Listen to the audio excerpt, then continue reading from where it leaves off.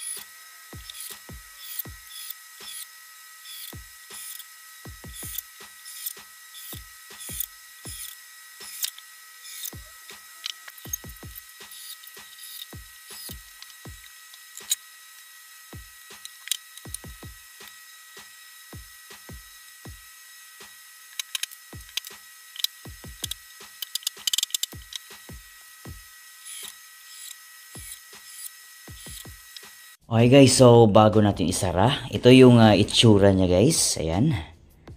Alright, so dito yung speaker, tapos dito yung labasan ng hangin. Pero dito yung bottom part, dito yung top niya. Okay, so ito lang. Tapos yung likurang bahagi niya. So yung hangin is from dito. Pa ganyan siya, magta-travel, and then dito. So parang 2 inches lang tong ano natin guys, port. Nasa mga 2 inches lang. Same din dito guys, 2 inches lang siya. Alright, so ganyan lang yung itsura guys. Diba, napakasimple lang. Madali lang siyang gawin. Alright, so continue tayo. Let's go!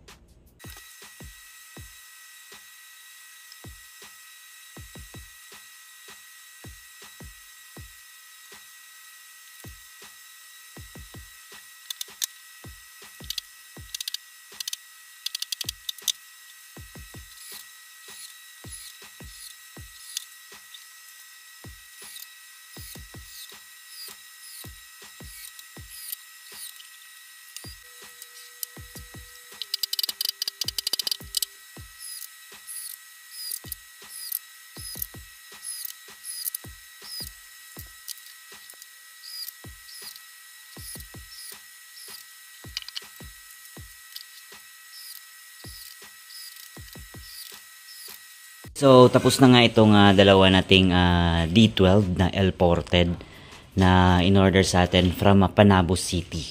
Ayan, so, na wood scroll na natin guys. Bali, ang next step na lang natin dito is masilya, then liha, and then, yun, textured painting na. Kasi na-router na natin guys, okay? So, isang speakon lang na hindi na siya for parallel purposes, bali. Pangbahay lang kasi guys, so no need na for maraming cheche-bureche. But anyway, dito guys, kung mapapansin nyo, rounded to dito guys, round. Dito, hindi masyadong round. Bali, nilihaan ko lang para hindi masakit hawakan. So, rounded na to dito guys. Bali, yung labasan ng hangin dito, tapos dito na. Ayan, so size 12 to guys, pero pinili kong i-double ply siya. Ayan, para matibay talaga. So, naka-double ply na yan. Okay. So, next step na lang natin dito is, yun, masilya and then textured painting. Alright. Hi guys, so tapos na ngang masilyahan. Ayan. And then, naliyaan na din natin. So, makinis na yan. So, next step natin is textured painting. So, yung textured painting na ingredients na gagamitin natin guys is paulit-ulit lang yung tile adhesive, elastomeric paint, wood glue, tapos tubig, tansyahan lang. But this time, naubusan tayo ng elastomeric paint, okay lang na wood glue at saka tubig yung ihalo natin. Matibay naman. Yun din ginawa natin dun sa ating yung sandy speaker natin. Okay. So, matibay naman yung kahit na walang elastomeric paint. So, okay, let's go! Okay guys, so ito na nga yung halo natin. Ayan, medyo malapot siya guys. Ayan yung kanyang consistency. Ayan, so rekta na natin apply. Alright, tapos yung roller na gagamitin natin. Ito, medium profile lang siya guys. Hindi siya yung small. Okay, let's go.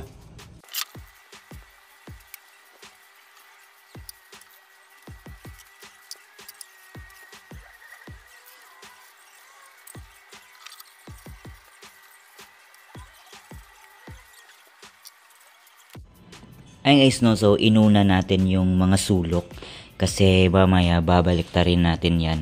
Tapos yan yung gagamitin natin as a stand. So, i-fix natin, ayusin natin yung texture dito sa harap para mamaya pagbaliktad natin is free tayo sa lahat ng side ng ating speaker box. Alright.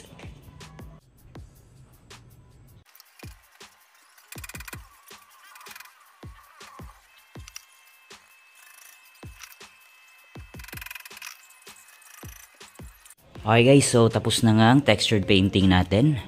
Ayan. Alright. Hindi isa. So, antayin na lang natin matuyo to guys. Tapos lilihain natin siya. Alright.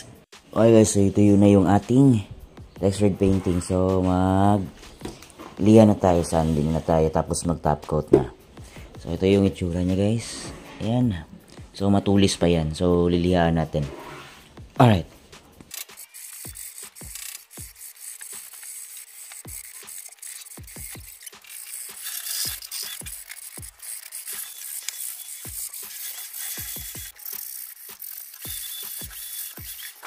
Guys, parang ayoko nang gumamit ng tile adhesive.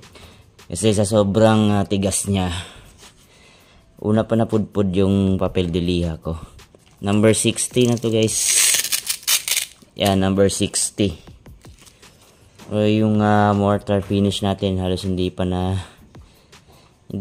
ano guys, natanggal yung matutulis. Tigas. So last na to, mag-change na tayo ng powder cement. Alright.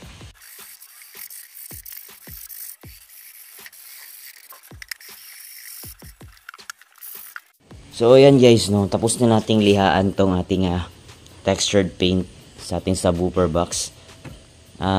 Kinuha ko lang talaga yung matutulis guys kasi ang hirap, ang tigas, promise.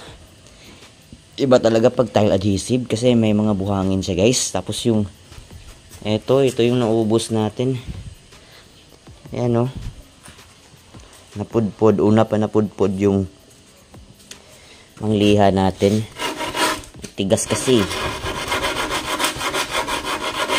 Ayan, hirap akong ano guys, lihaan. Matigas siya. Siguro kung ito pa rin yung gagamitin natin na pang textured yung tile adhesive, damihan natin yung ating papel de liha. Ito nga pala yung ginamit ko guys na tile adhesive. Yung brand niya is Master. Pero hindi ito sponsor guys Hindi ito sponsor. Pero ito yung ginamit ko. Tapos sinala ko para makuha ko lang talaga yung parang powder niya. At saka may konting buhangin, konti. Ayun. So yung naiwan, eto na. Kasi may mga malalaking bato yan dyan guys. Pero ito yung itsura niya guys. Ang tigas pala. Hindi ko na-expect na, kasi yung ginamit ko na tile adhesive before is hindi siya yung Master or yung 10 times stronger. So yung ginamit ko ngayon is mas matigas. Yun nga lang, ubos yung eto natin. Nakailang ganito na ako. Isang box pa lang. Tigas kasi.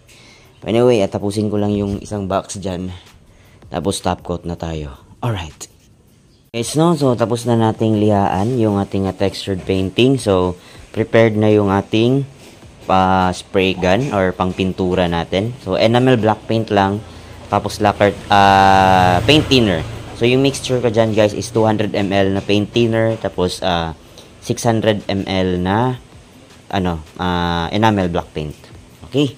So, start na tayo. Unahin lang natin itong mga sulok, guys, na hindi na maabot. So, unahin natin yung harap. Tapos, baliktarin natin gamit itong ating stand natin.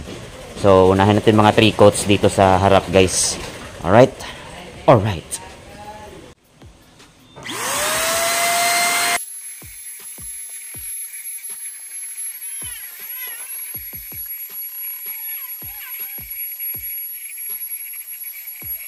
So, ayan guys, no, inuna lang natin yung mga hindi pa natin maabot. So, hanggang 3 coats tayo dyan guys. Hanggang 3 coats tayo para, before natin baliktarin. Para free na tayo sa lahat ng part ng ating speaker box. So, pakita ko lang mamaya guys kung anong result ng 3 coats natin. Alright. Ayan guys, so tapos na yung 3 coats natin. So, pipinturahan na natin yung sa mga gilid at saka sa likod nito. So, let's go! 3 coats na yan. Ang ganda-ganda guys. Alright.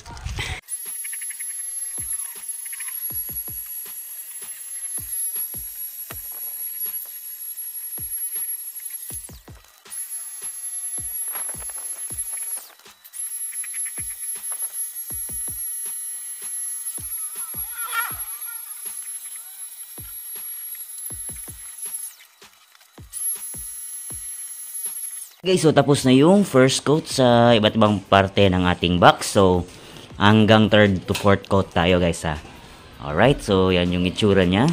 Yan. Medyo manipis pa kasi sinipsip pa ng box natin yung pintura. But anyway, tatapusin natin to hanggang 4th coat. Then, pakita ko sa inyo yung final result ng ating painting. Alright. Guys, so tuyo na yung ating box na ating pininturahan. So, next natin dito is-assemble na natin. Lagyan na natin ang Spicon dito. Ayan, but hindi pa siya totally dry guys Pero pwede na siyang hawakan. Siguro bukas ng hapon. Ayan, pwede na natin assemble yung mga speakon niya dito.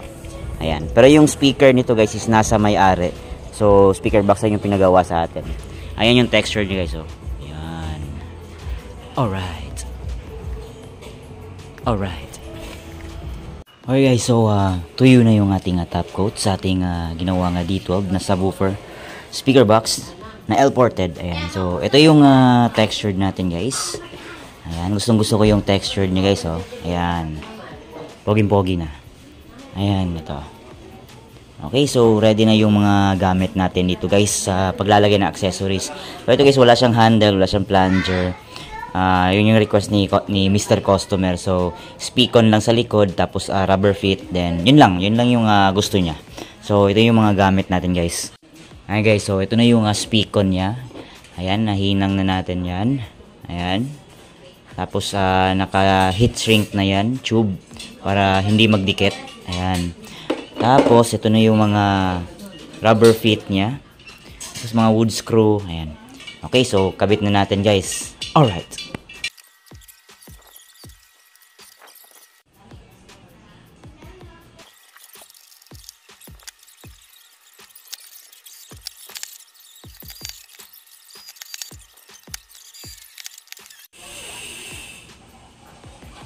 Ayun guys, so natapos na nga yung ating dalawang D12 na L-ported subwoofer box. Ayan, medyo madilim, nag-against the light guys. Ayan, so ito yung itsura niya guys, oh. Ayan, o diba? Okay na okay ba? Ayan, yung texture niya, check natin. Ayan, klaro ba sa camera guys? Ayan. Yan yung itsura niya guys. Alright, so wala siyang plunger, wala siyang handle, etc. So rubber feet lang at saka yung speakon niya. So tingnan natin yung likod. Okay, so yan lang yung itsura ng likod guys. Isang speakon lang kasi sa bahay lang naman, hindi na i-parallel. Okay, so isang speakon lang as requested. Alright. At yun na nga ang kabuuan ng ating proseso sa paggawa nitong ating L-ported box. So hanggang sa susunod na DIY project mga ka-Optutiles and Sounds. Alright!